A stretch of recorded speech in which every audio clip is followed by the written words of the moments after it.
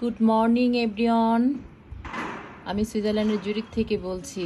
দেখুন বন্ধুরা, কি পরিমাণে এই যে সাত সকালবেলা বরফ শুরু হয়েছে। দেখেন বরফের এই দেখেন আস্তে আস্তে পুরো শহর এখন বরফে ঢেকে যাবে।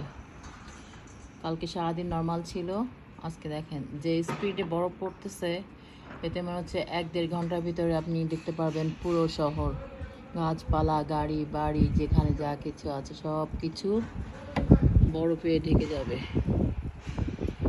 আসলে সব জায়গায় প্রকৃতির পরিবর্তন হচ্ছে। পৃথিবীর সব দেশে ওয়েদারের যাকে বলে ক্লিমার প্রবলেমের জন্যই এগুলো হচ্ছে। কোথাও কোথাও -17-18 ডিগ্রি, কোথাও কোথাও -4-5 ডিগ্রি। আজকে এখানে 6 ডিগ্রি মাইনাস চলছে।